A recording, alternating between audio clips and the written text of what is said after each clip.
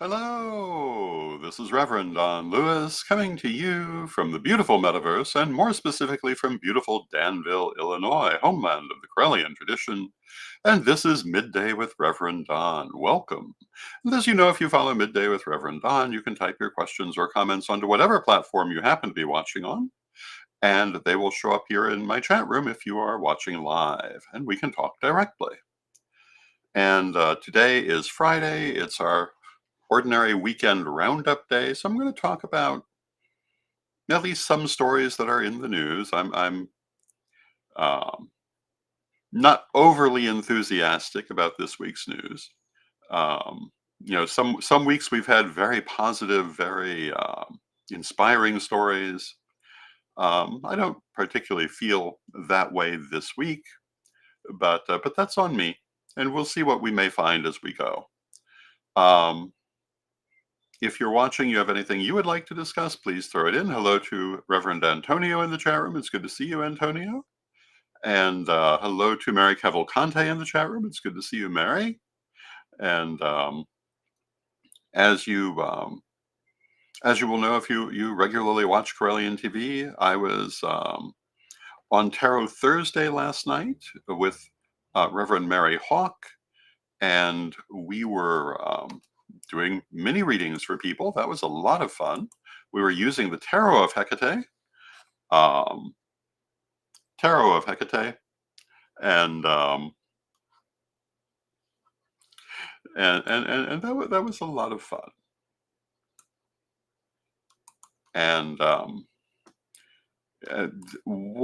one of the stories for this week, and one of the happier stories, is we're bringing the Tarot of Hecate back. As you may know, it's been unavailable for several years, and it is now available again for pre-order.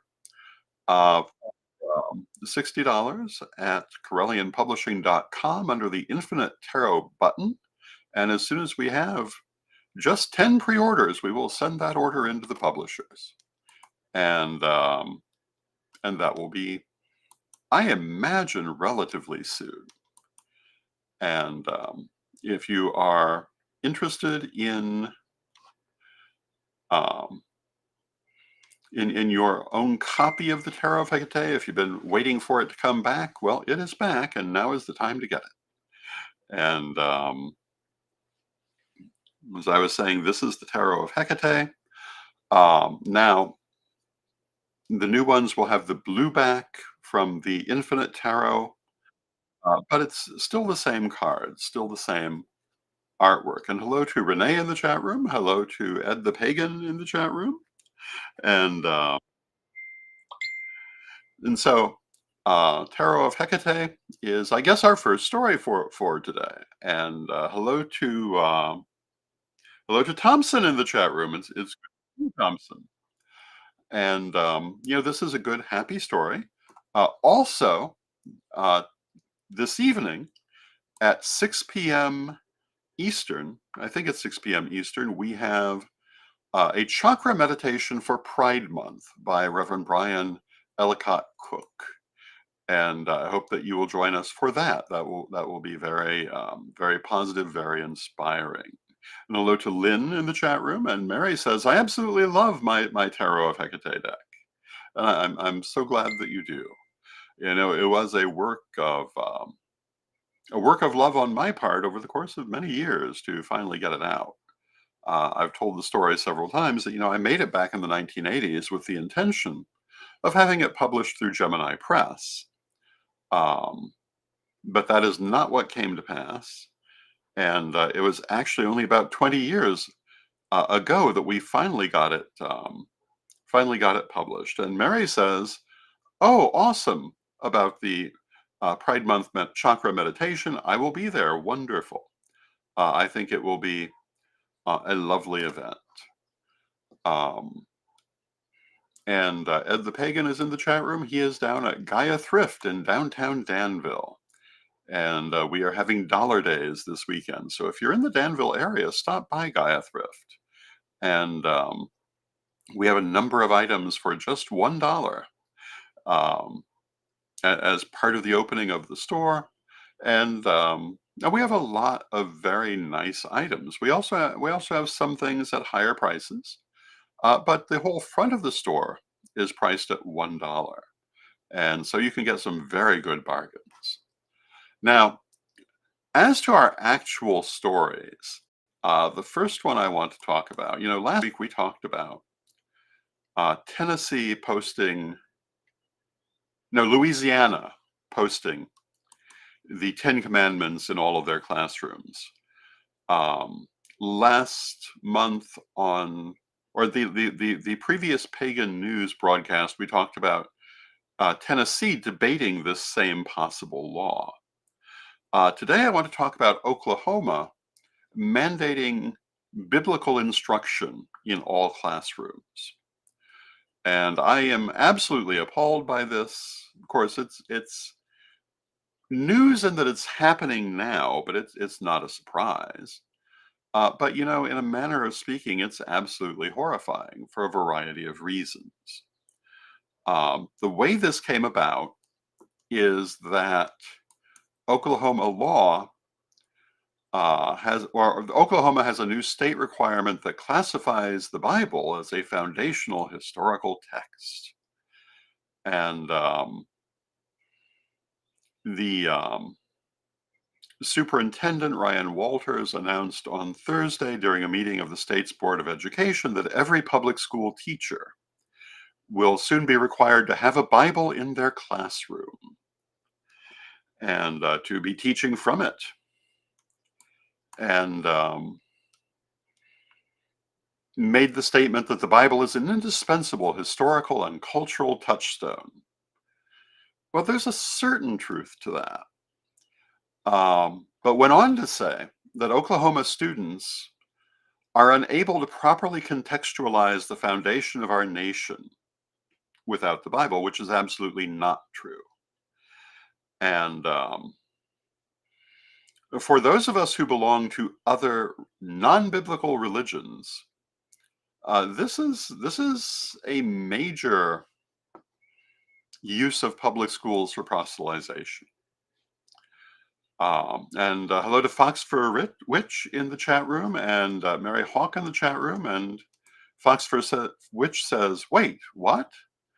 And yeah, that's kind of the thing. Mary Cavalcante says, "That's outrageous.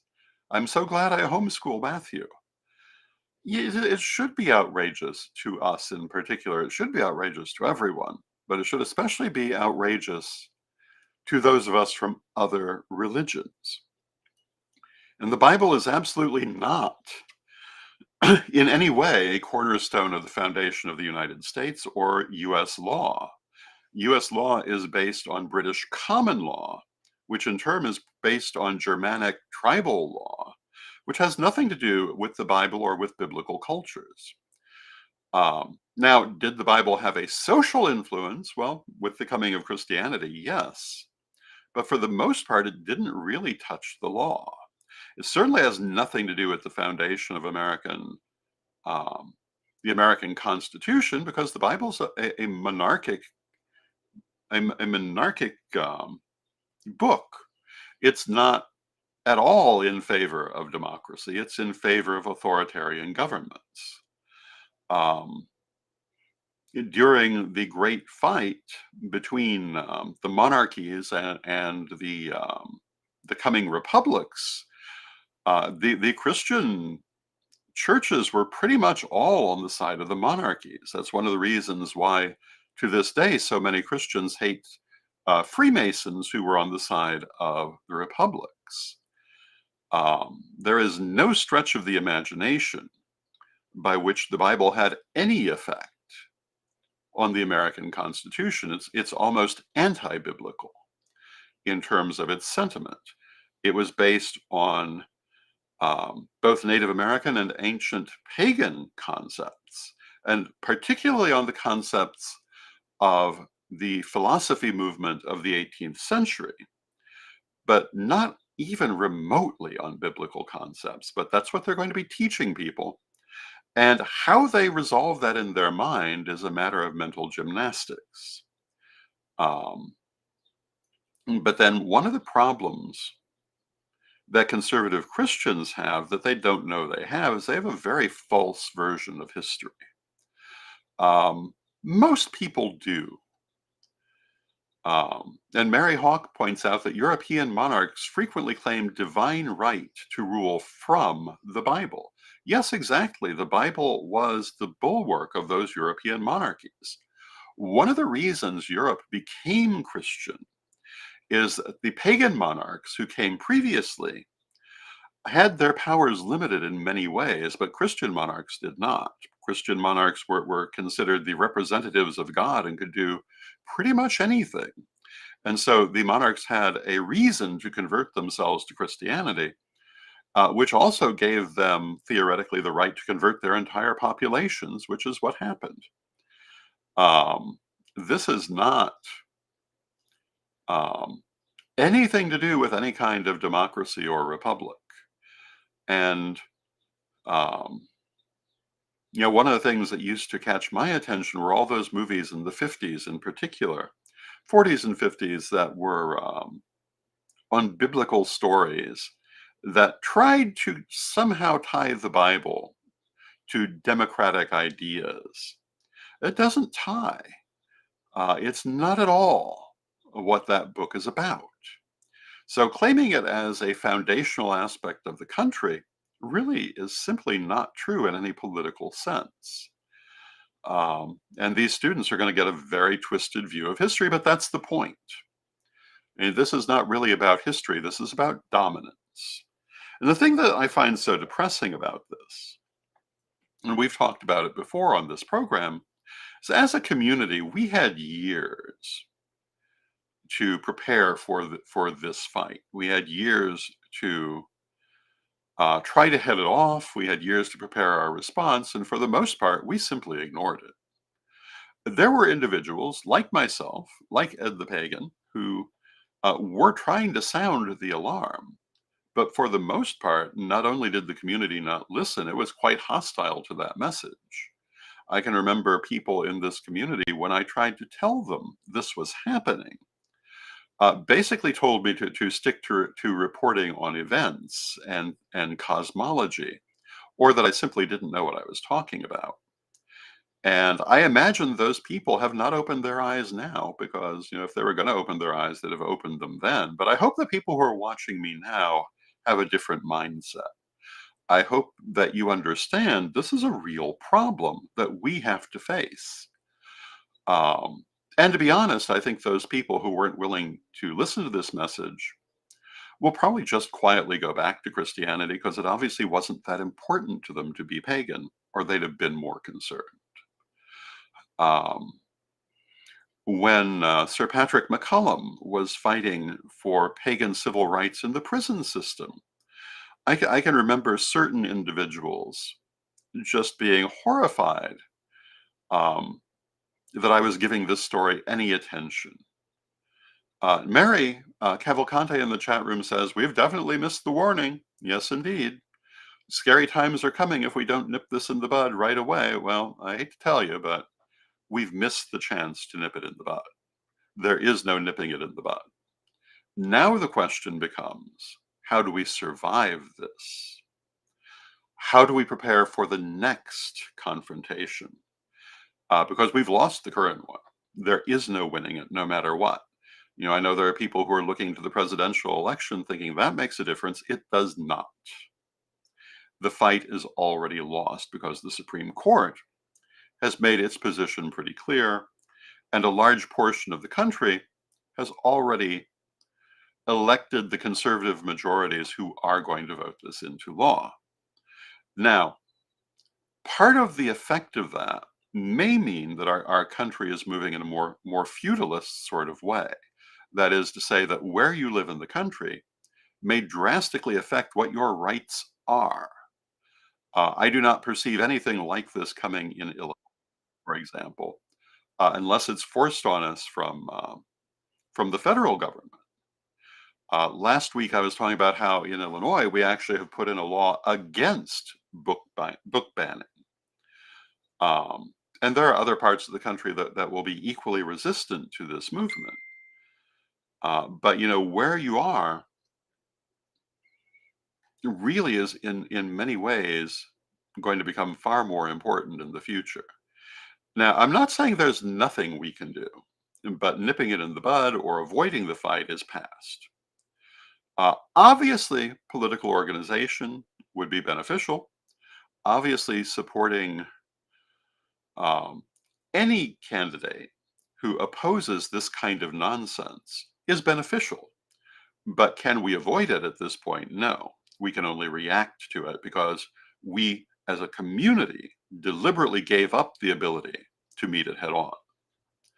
And those of us in the community who are willing to stand up for our rights, we need to do it now.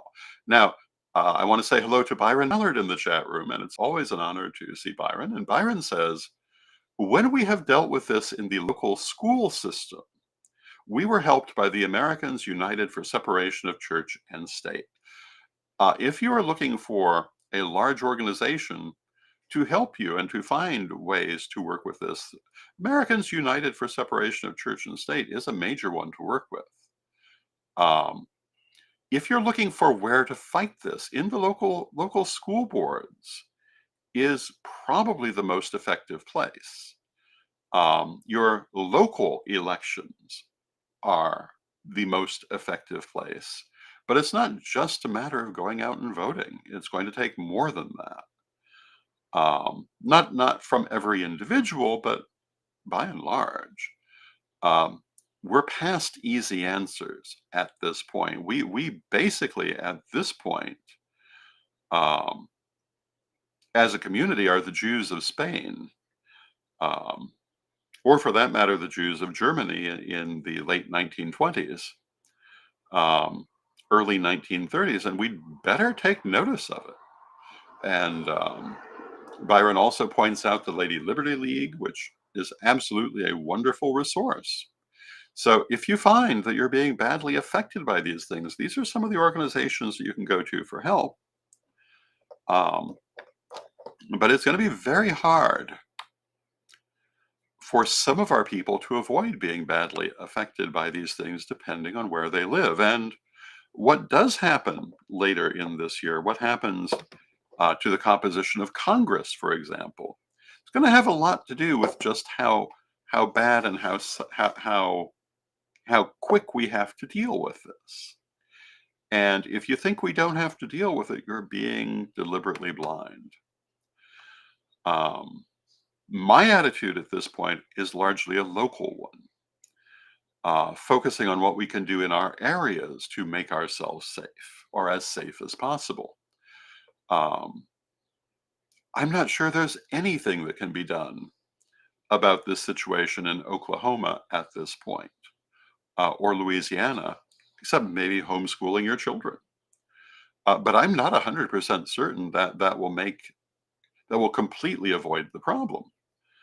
Um, it certainly won't avoid the wider social impact of it. Um, but we've missed that chance for this moment. We need to be thinking of the farther future. We need to be preparing for when this pendulum starts to swing in a different direction. And that day certainly will come. Um, but it certainly doesn't appear to be tomorrow. And Byron says it's vital to organize our local communities. And yes, it is vital for us to organize and to organize locally.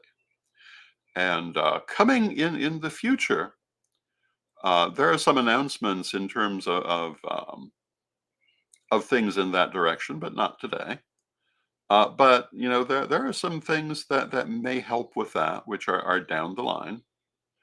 But we need to be thinking of local organization. We need to be thinking of actual actions we can take to make a difference to the future. In a lot of ways, the present is lost. Um, it was lost several years ago, actually. But we had 25 years to prepare for it, and we did not. So I can't complain too loudly because we had the options to avoid it. We were warned, we didn't do it. So now, when we are warned to prepare for our next opportunity, we'd better listen. We'd better start organizing. We'd better be thinking in terms of the fact that our rights are not guaranteed. Our future is not guaranteed. Our freedoms are not guaranteed. And anyone who says that can't happen in this country is not paying attention. Now, will it happen in this country the way it might have happened in certain other countries? Probably not. But that doesn't really make it better. Um, and I think what the Christian nationalists are looking for is primarily cultural domination, not necessarily um, genocidally wiping anybody out, but absolutely holding them down. And possibly our only benefit in this situation is I don't think we're high on their list because they noticed that we knew all about this and did nothing. So they're not worried about us. We've given them no reason to be worried about us. We have not shown ourselves to be a formidable community. Um, and that might actually be in our favor because they don't feel a need to deal with us immediately. We are part of the wiping up afterwards. If you are not familiar with Project 2025, you should probably become familiar with it. I haven't really mentioned that too often because I kind of assumed we all were aware of that. But if you're not, go look it up. Um, because next year we'll be dealing with that. No matter who wins the presidential election, we'll be dealing with it. The only possible thing that might delay it um, might have to do more with congressional and local elections. And the presidential election will not have no effect. But even without a total victory, there will be enough Christian dominionist, Christian nationalist power to be putting this into effect. So it's not really a matter for the future. It's a matter for right now. For ourselves, how we're going to react to it in the long run, how we're going to survive it, and how we're going to come back for it, those are questions for the future. And they're questions we'll come back to. Um, and, you know, if we are extraordinarily lucky, maybe I am being a bit pessimistic. However, our news story for today does not lead me to believe that. And, I'm sure there are going to be some people out there, we'll call them idiots, who say, well, why is this so bad? They're just teaching the Bible as history. Now, if you have any critical thinking skills, you know that's not true. This is an act of proselytization and cultural dominance. It's meant to tell any non-Christian child in that school system that they are inferior, that they are in the wrong movement, and to subtly force them to leave the religions of their own birth, um, or at least hide them, because you know that it's not going to be used in the way that they're putting it on the surface. And Mary Hawk says, the hell they're teaching the Bible is history. Well, exactly, they're not. We all know that. And the people who pushed this also know it. They want the 10 Commandments in every classroom, but that one about not bearing false witness, they don't pay much attention to. Because they've readily lied in several cases about what they're going to do. And we have to remember when they say, oh, we're only going so far, this is not the case. It is not the truth. When a Christian nationalist says to you, oh, I believe in judicial precedent, I believe in stare decisis, it's not true. I'm not going to make any major upsets, it's not true. we're only going to teach biblical history, it's not true. Um, I think part of that is that, and this the Christian dominionists have said this in the past, that they don't feel that a promise or an oath to someone outside of their movement counts. And when they did have more cultural dominance, people outside of their movement often weren't even allowed to testify in court on the premise that their oaths, being not biblical, did not count. This was a big thing with Native Americans. And don't be entirely surprised if we don't see an attempt to do that. Um, and Mary Hawk says, well, let's start counting politicians and preachers who commit adultery.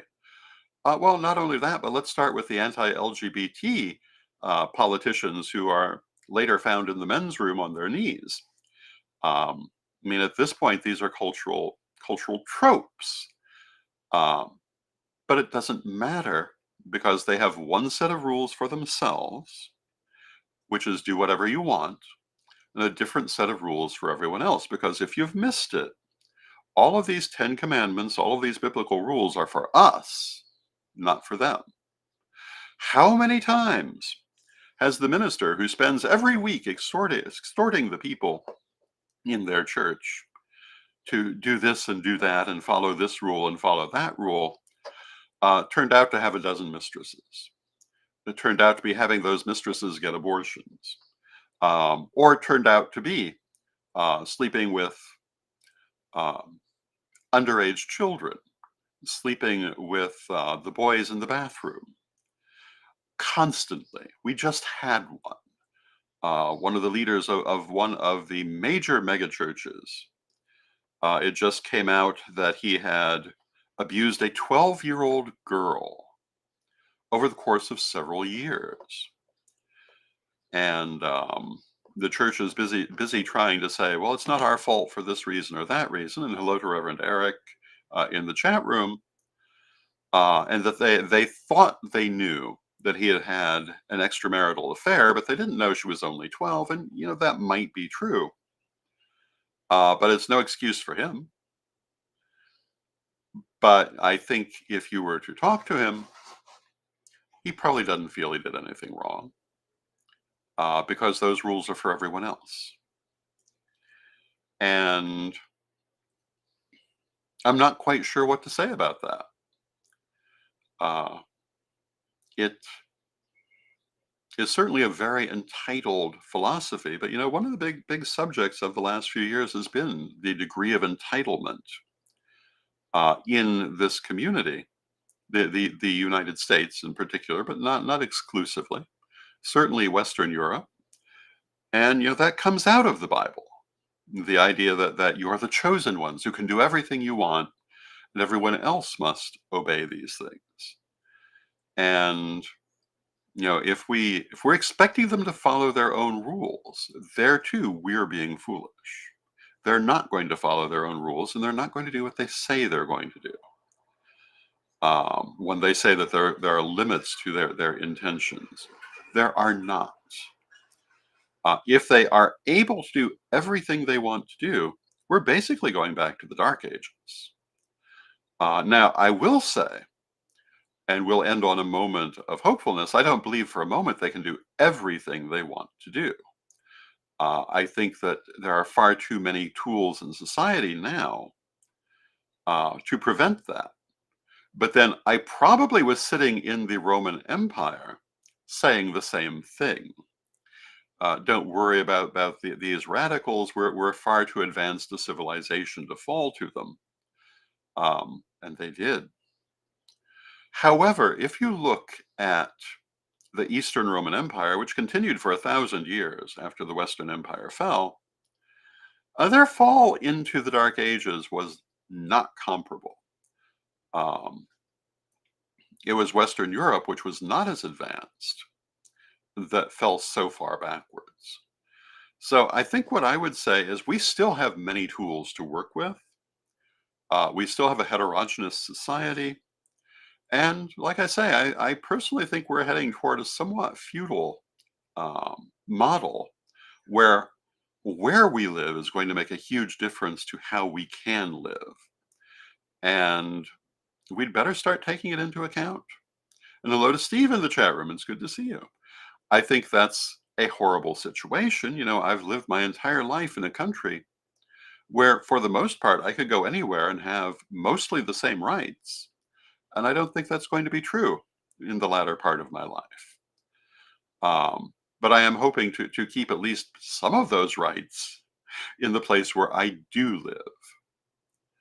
Um, and hello to Brenda in the chat room who says, yes, it's pessimistic, but as I've said, welcome to the real life Handmaid's Tale. And yeah, I don't know that I'm hopeful that we can prevent it from going that far, but only if we now listen to the warning and do what little is still left to us to do. 20 years ago, 30 years ago, when, again, both I and Ed the Pagan were making this warning to people, there was so much more we could have done, but we didn't do it. We did what we could. If you've followed the growth of the Christian dominionist / Christian nationalist movement through pagan journalism, up until maybe the last 10 years, the only place you were following it was our journalism. Now, in the last 10 years, more people became aware of it, finally. But yeah, this is where we're at. And I know we're going to have more depressing stories on our weekly roundup in the future, but hopefully we're going to have some positive ones too, and maybe increasingly some positive suggestions of what we can do. Right now, my only positive suggestion for you for the immediate future is to look to the fall elections and be a one-issue voter. And that one issue are your rights as a pagan, as a non-Christian. Nothing else really should matter to you. It doesn't matter what the economy is doing if you can't play a full role in it. It doesn't matter what anything else is doing if you cannot play a role in it. If you cannot live your own life, nothing else really should matter. This should be our one and only issue. And that is my message to you for today. And having said that, we can also hope that Spirit is on our side. That if we will take the steps that are in front of us, the universe will aid us. And I do believe that one way or another, we will survive. I do believe that we have lost this particular battle in many ways, but we've not lost the war. But then that war has been going on for at least 2,000 years. And yeah, we need to keep on keeping on, but with a lot more focus on preserving our rights. So with that, I want to thank you for joining me. And I'll be back next week. And we will have many more interesting things to talk about. And until then, have a wonderful weekend. And let us close with our prayer, as we always do. Divine Mother Goddess, Divine Father God, beloved ancestors, we thank you for all that you put in front of us in our lives, and we ask you to help us to take advantage of those things. Help us to see clearly the warning signs on the path in front of us, and help us to make good choices in how to deal with our situations. And as we go forward in the social situation that we find ourselves in, help us to find the best way to preserve our rights as individuals and as a community as we go forward. Help us to find the routes to success and the routes to survival that undoubtedly are there. Beloved Mother Goddess, beloved Father God, beloved ancestors, we thank you with great love, and knowing you are always with us. From respect, we thank you for your presence, and may you be blessed now and always. May you be blessed now and always.